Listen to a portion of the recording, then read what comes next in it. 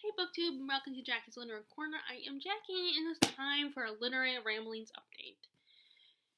So first, I don't remember if I've already talked about this, but I went to Books A Million the other day. I had quite a few books in mind that I wanted to get, although I ended up not getting any of the ones I originally planned to get.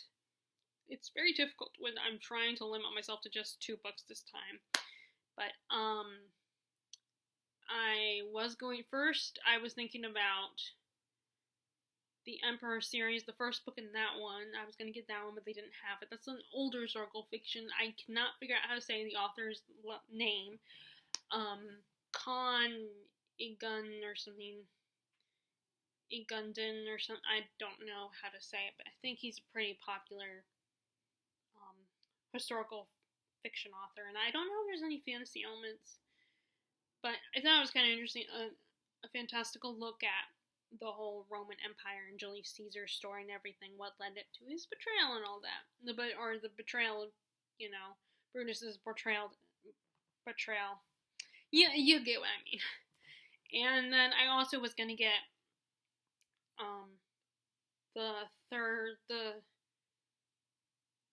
the first book in the Bartemius trilogy, but I did not get that one. Was not there either, so I didn't get those. I was gonna get Sky Without Stars or Rebel Rose, but then my excuse for those was they were hardback, so I was like, I'm gonna wait, and wait till they come out on paperback and get them on paperback. Because it seems like every time I get a hardback, even though, yeah, aesthetically it's pleasing, but then I always regret it and I almost wish. Like, I have the hardback version of Priory of the Orange Tree, and I kind of wish I had a paperback one. But I also feel guilty, re-buying that book when I already have it.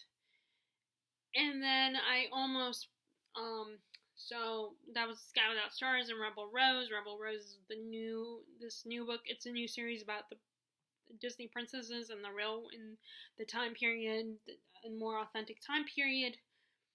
And it's about the aftermath of their stories after they're happily ever after. And you have that one takes place during the French Revolution, and it's about it's Belle dealing with that whole thing and being a new queen.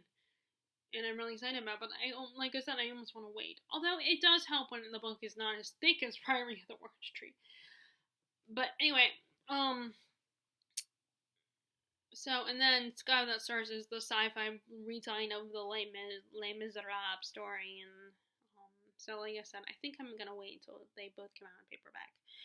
And with Midnight Tides, it's more like I'm reading Dead House Gates, but it's a chunk of a book, and I don't know how long it's gonna take me to get through that book. So I was like, well, let me just wait a little while before I get it.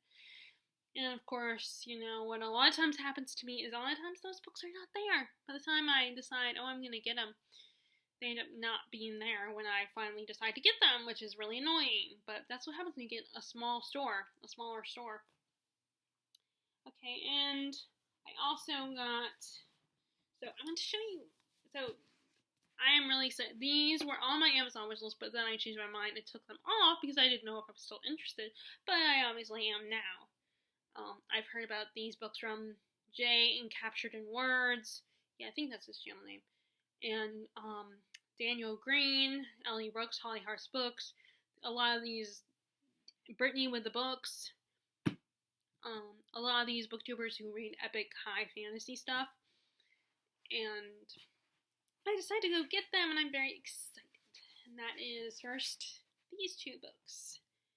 First, Promise of Blood, the book 1 of the Powder Mage trilogy, and all I can recall is that I believe it's the aftermath of a rebellion, and now or the aftermath of a revolution or something, and their magic system involves inhaling gunpowder like cocaine, and becoming, and that's how they get magic and stuff. I'm guessing the guy on the cover is the main character. And I definitely agree with Daniel, this is a beautiful cover. It looks like a piece of art. It's so beautiful. So I'm excited. And it's very different. Both these are very different for my taste, and but I'm really excited to read them. And then the last one is a very famous BookTube author. He's a BookTube darling in the fantasy world, I think. And that is Joe Abercrombie's The Blade Itself from the first Law Trilogy, the first book. And I'm really excited to read this as well. And what's really cool is it's blurred by actress Felicia Day on here. That's really cool. She's the author from Supernatural. I mean, not author. She's the actress from Supernatural, and she was on Buffy. And that is so cool that she blurbed this book as one of her favorites. I know even less about this one, really. I can't really recall, except for maybe I remember the name Logan Nine Fingers. And Jay from Catch the Words, I think, talks about that character in one of his top 10 favorite characters list, or top 20 or something. I don't remember much, but I'm excited to read it, and I am very excited to read this. And the author has quite a lot of books under his plate now.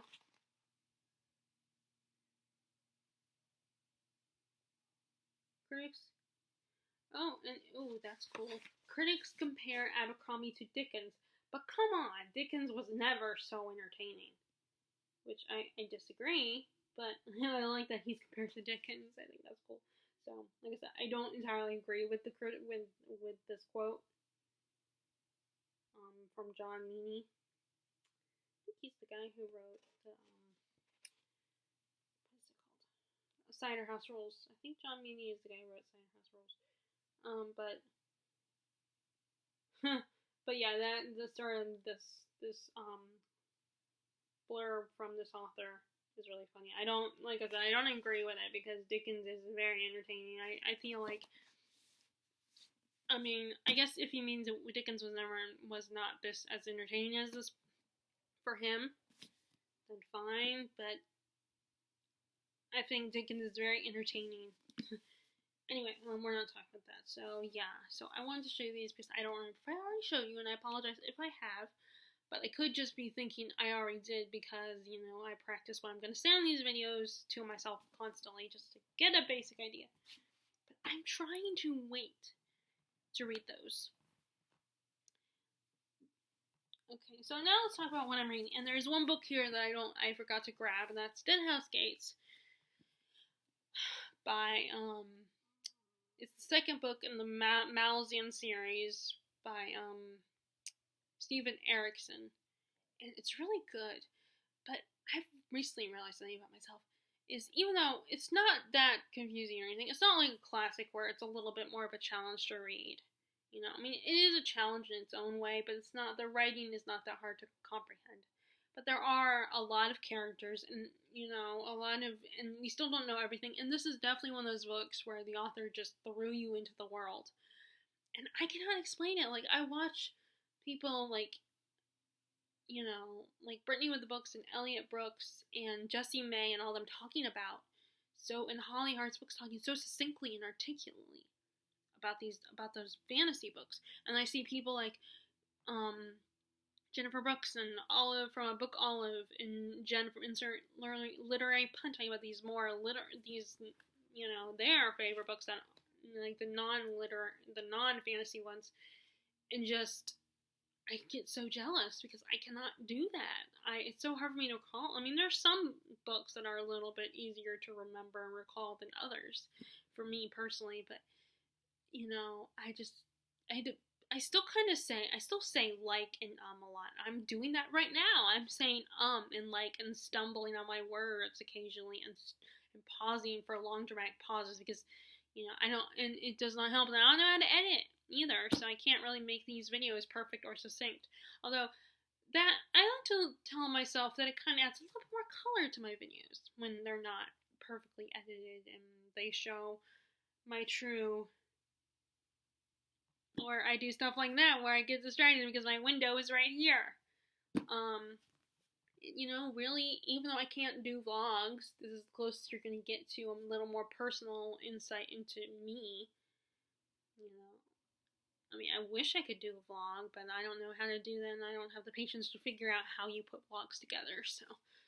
And plus, my life is not that exciting. I mean, And it says it's not, and also it's a little like, I don't live with a significant other or a friend. I don't have a roommate. I just live at home with my parents. So it's even more awkward to try to film a vlog.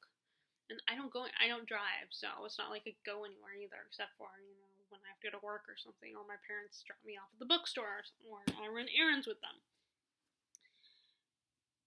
So I'm currently reading that one, and so I'm reading Dead House Gates, and I'm still trying to figure out what's going on. Like, we are definitely, I like how we're getting different characters and different viewpoints. Like, it was a little like, when I remember hearing that the first book isn't necessarily like, you could read the first book as a standalone and you're with different characters in the second book. It's like, oh, it's kind of a little like, are you still going to be interested in these characters? Because you're kind of dealing with a whole new characters. But the old characters that are introduced in Gardens of the Moon do come back into Dead House Gates. They're some of the characters, not all of them, but some of them, because they have a mission they were sent on at the end of Gardens of the Moon. So we're with them again. And that is nice. I like those characters, especially, I think his name is Crocus, the nephew of the guy that died in the first book, which I just kind of spoiled that for you. I probably should not have said that. But I liked him, and we're with that guy, and he, and then I'm also with, and then we have the new characters, and I still don't know what's going on with them. I have some idea. Like I said, I think we're with the Empress army, and she did have to hire this one general back, because she had fired him because he was still loyal to the original emperor that she usurped. But then she realizes that, he's really good at his job, so she hires him again to be hers. And I feel like you don't know for sure if he's going to betray her or not, if he's completely loyal to her now. Or maybe he's designing an army that's going to ruin her and destroy her. And then you have another group of characters that are kind of slaves and prisoners of these guys. And one of the female characters have to sell herself to protect her friends to the leader of these guards, and they don't trust her. And I think I essentially talked about this already. I don't remember if I talked about this stuff or if I'm just remembering talking about it because I practiced these before I film these videos. And I don't, and they do not trust her. I feel so bad for her, that she's being, like, they don't trust her. They're giving her such a hard time because they think she could potentially, betray them. And it's like, why wouldn't she? Because she's sleeping with the guy, so it's like. But then, I'm making sure, because I hate when my parents keep interrupting me and calling me, and then I don't have to text them and let them know, I'm filming, by the way. It's the problem with living at home is that, your parents will still interrupt you for meals and stuff. Okay, so, other than that, I'm also reading. Okay, well, first, I'm proud to say that I was reading my dad's work, the book that he published, Shadows of Saigon. It's about the Vietnam War, a kid that was in the Vietnam War, about what happened there, and his experience where not only at the war, but how he fell in love with a Vietnamese girl. And I've heard about this book so many times, so even though I finally read his, his published manuscript or whatever you would call it, I guess. And I finally got to read it, but then he wanted to present it to a guy that is on the newspaper. And he also wrote his own book about a similar thing, a nonfiction about that same Vietnam War stuff. So he wanted to send it to him so he can do a critique. I think it's that guy. To do a critique of it. And, well, so I had to stop reading it for a little while. I mean, I'm at a good stopping point, But but since I've heard about this book so many times, it wasn't like a big deal because I know what's going to happen and everything. But it's kind of cool that I finally get to read it, and I'm very proud of him. This is so awesome. That's what you do when you're tired. You just write a book.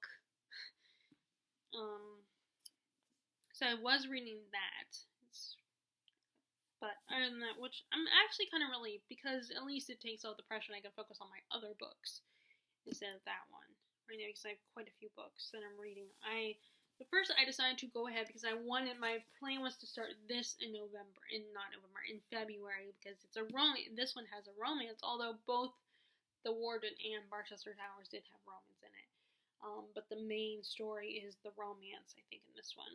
Which I should really do. I was just thinking about this today, that I should make a video where I talk about the romances I have enjoyed, that I've read, that I like. But then I keep thinking if, like, Terry or some other people, then, like, if Terry decides to watch that one because it says romance that I like, then she'll be like, oh, I'm gonna recommend this to you and recommend this to you. And it's like, I have this weird thing about recommending books to me. I don't like being told that I should read something, even though it's not like you're forcing me to read it. It's just, there's a little bit of an obligation, a pressure to read it. And it's like, as soon as that pressure is established, then all of a sudden I don't want to anymore. Because it takes away the feeling. Maybe it's because I'm a mood reader. I don't know. But, yeah, so I'm reading Dr. Thorne. And like with the first two, with the Barchester Towers and the Warden, you have the narrator who introduces you to the characters, gives some backstory before you get into the main plot and conflict. And I love Anthony Trollope as a narrator. He's charming and fun, and I like his narrating style. And I feel this is more appealing than, I was one of the books I DNF'd, although I don't know what it is, because it looks like a play, but then there are times when the narrator talks to the audience. And I do not like his narrator. That's part of why I DNF'd it. He was kind of annoying and irritating. It's called Jacques Le Fabulous by, I don't remember the guy's first name, but Diderot. It's these two guys, a master and a servant, and they're just traveling along. They are trying to get to the master's homeland, I think. And the servant is basically telling them a story, how he's had a few great loves, and I'm telling you the story, but every time he starts telling them the story, all of a sudden they have to stop, take a break. And then things happen. It's kind of not, but it's a very meandering story. And the narrator will talk to you and be like, oh, I can do this, or I could tell you this is going to happen, but it's not really going to happen. This is going to happen instead. And he's just the author is just very condescending and mocking of readers, and the narrative writing style, narrative prose, and it was very irritating and annoying, and again, not a lot was going on. It was a very meandering plot. Which is funny, because people will say that, books like The Starless Sea, a lot of reviewers have said that, oh, that book has no plot, and I love that book. But I don't know if it was the writing or just the sort of plot that I thought of, because I personally think it does have a plot. But I don't know. Anyway, I did not like the narrator, but I love Anthony Trollope's narrator. He's very fun and charming, and he's kind of very comforting. He's very comforting because he reassures you don't have to worry before you get to the end of the story. So you have two families of Thorns, and then the Greshambury family, and they're that family, the rich family who owns everything in the town, or at least owns a lot of the town. And so Dr. Thorne, we get one part of his backstory is he has a brother who was kind of a scoundrel, and he ends up seducing this young woman, Mary Scatcherd, and gets her pregnant. And so her brother comes after Dr. Thorne's brother and beats the crap out of him and then kills him, puts him in jail. And the guy dies. Dr. Thorne's brother dies. And so this other gentleman who is interested in Mary, loves her, is like, how about this? You take the baby and raise it and Mary and I will run off to America and get married. So Dr. Thorne ends up going along with it and raises his niece, but no one knows about it, not even Mary's brother. I think her name was Mary, but that's actually the niece's name too. So, and then you have the Greshamburys, who are, like I said, this rich family this Earl, and he happens to be friends with Dr. Thorne, and Dr. Thorne is sort of their doctor, but he's not a legit doctor, he's an apothecary. So he's constantly, like, competing with Dr. Filgrave. And so he has some history with the Gresham-Barry family, and the older Frank is cool with this Dr. Thorne, considers him a friend, but his wife, and I don't know if she's his mother-in-law or his wife's mother, but they do not approve of them. I mean, they'll let them in their lives to be polite and friendly. But Dr. Thorne's niece is spending a little too much time with her own daughters. And then younger Frank, who needs to marry a rich girl because, the family is financial straits, is in love with Mary. And he's just declared his love for her, and she's constantly, at first she's like, oh, you're just jesting, and you're not, you don't really love me. But then she's coming to realize that maybe she loves him. And, he still loves her, and his feelings are hurt by her rejecting him and mocking him. So a lot of miscommunication that's probably going on around here. And that's why this book is so long, because of the stupid miscommunication. It's too easy with romance, I think, to just use the miscommunication trope to get a longer story. Because a lot of romances would be cut short, I think, if there wasn't some miscommunication thing going on. I really like it. Like I said, I love Anthony Trollope's writing style. I love the narrator persona he creates. And I'm so far I'm enjoying it. Okay, and then I decided to go ahead and read The Little Friend by Donna Tartt. Now, I love The Secret History, one of my favorite books. The Goldfinch was okay. I never really finished it. I just DNF'd it because I just wasn't feeling it. And I looked at Goodreads reviews, and that's very depressing throughout. And this one kind of deals with the same thing the Goldfinch deals with, which is grief. But I'm actually really enjoying this one. The characters are very intriguing and interesting, and I don't know if the fact that this is a doll, this looks like a doll, the face of a doll, or maybe it's just a regular face. Really up close face, but no, the eyes look very fake, look like doll eyes, so I think it's a doll. So I don't know if the doll has anything to do with the doll partial face has anything to do with what's going to happen in this book.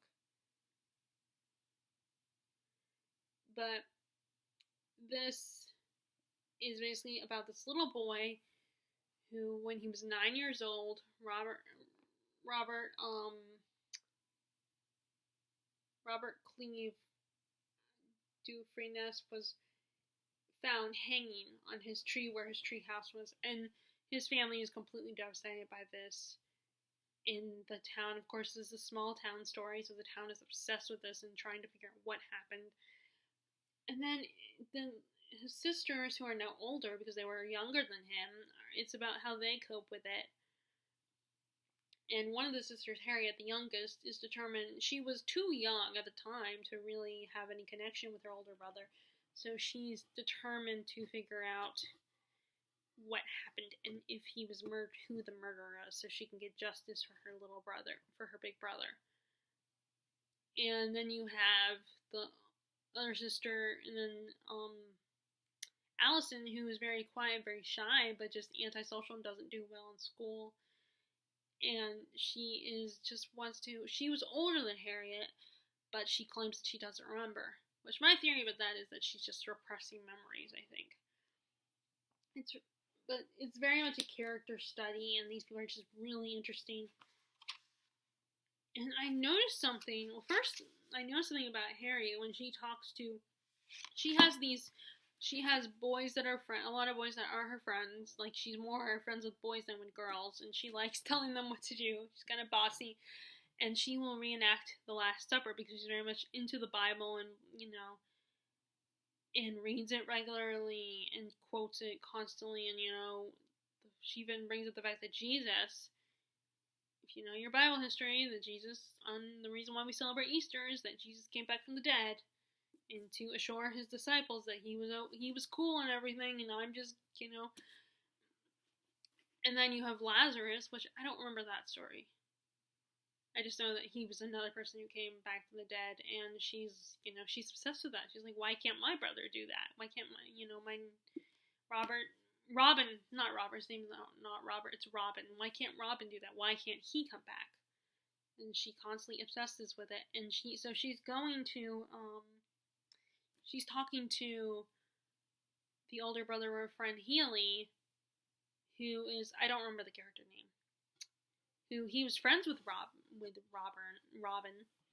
when they were little, and she tries to talk to him because she suspects that her brother was actually, she does believe he was murdered, and she goes to talk to him, and he's like, it doesn't matter, people have forgotten about it, move on, don't do this. But before that, what really kind of like got my attention was the brother being like, why are you dressing up my little brother like a girl, wearing togas and stuff? And it was like, can you say toxic masculinity? Like, to me, I got the impression, typical young man doesn't want his brother to dress up like a girl. Like, he thinks she's dressing up like a girl, and he's all worried, and it's like, oh, my brother needs to be a man. He needs to wear man clothes. I thought that was kind of interesting. But I read a little bit last night, and I wanted to read, not a lot though, because I wanted to read some of my dad's book. I wanted to get as much as I could done before he, like, my original plan was to get that read by Wednesday, but then he just decided I'm going to go and give this to this guy. Which, I mean, it's fine. Now, like I said, I know about that story and know what happened. It's not much of a surprise, so it's, not devastating to not have the book. And again, I ended on a page break, so, part 3, actually. So, yeah, it's really good, and I do love, Donna Tartt's writing style. Like I said, I think this is supposed to be a doll, and there might be something to do with the doll. It's kind of creepy, actually. As much as I love collecting dolls, I was definitely my Magic Attic, American Girl dolls, and my Toy doll, but now looking back, it's really creepy. And then the final book I want to talk about is Valor. I finally got back to reading Valor by John Gwynne, and I'm still really loving it. Poor Cywin and Corbin, they're kind of stuck in the middle of this whole war.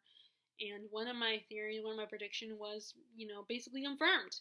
I was very happy about that. It was I told you so, it's like I knew it kind of moment. Like, don't you love those moments when you realize, I knew it? It's like really exciting. It's really exciting. It's like that moment in the last Avengers movie when Cap holds the hammer. And, in the Age of Ultron movie, the little hammer, when Cap pulled it, it nudged a little bit. It lifted, and of course the Time Lord was like, oh crap, oh shit, he can do it.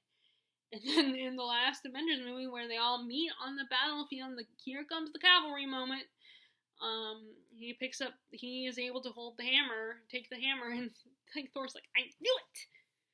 That was so adorable. He was so proud that he guessed that Cap was worthy of his hammer and everything. So it was so funny.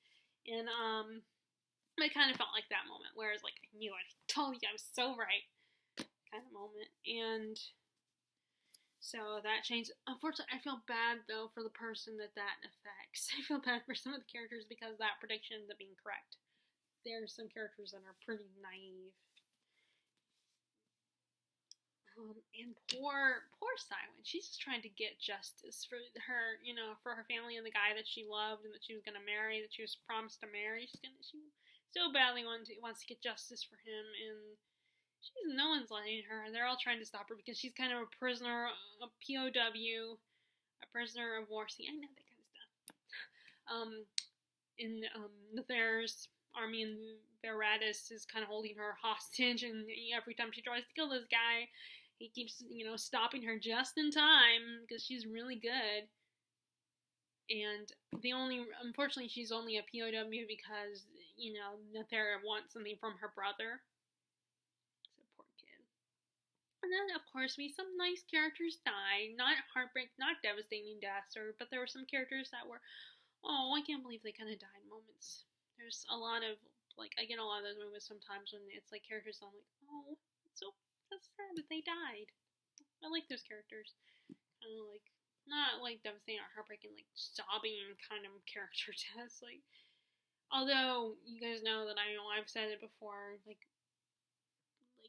current deaths of characters in books does not make me cry, but I don't have a stone heart because in movies and TV shows it makes me cry, because if I could actually see it and hear the actors say the lines and hear people say the dialogue and not just read it in the book, because again, my imagination is not that good.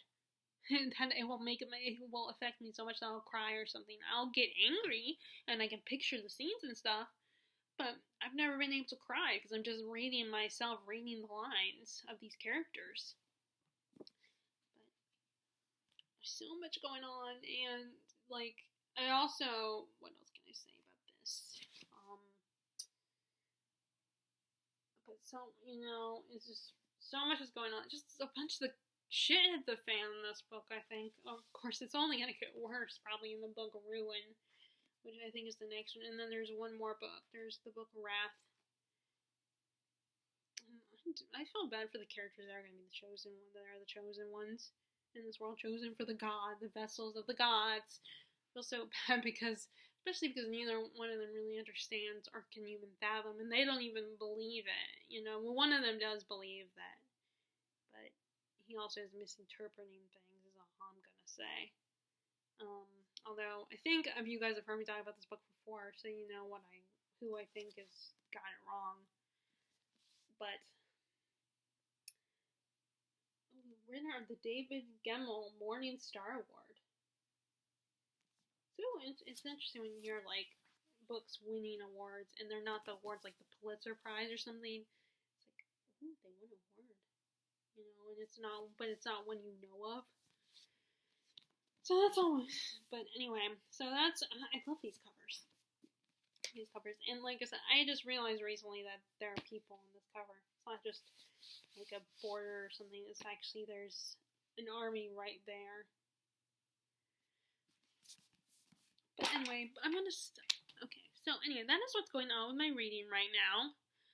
Would love to hear what you guys are currently reading right now, unless you're, still kind of struggling with reading. I don't know if anyone's still kind of having a hard time with reading because of this sad pandemic is not gone away yet. Which means, again, you need to wear your mask, so I hope you are wearing your mask. And I hope you are staying 6 feet apart from people and always washing your hands and using hand sanitizer. And I hope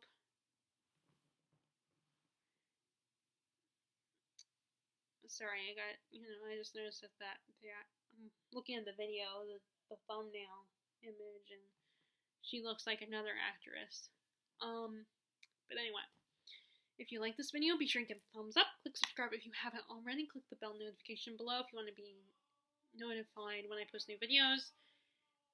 And I hope you are still enjoying your reading and being kind to everyone, because that's what's important, that we are kind to everyone and try to help each other in the best way we can. Right? Bye!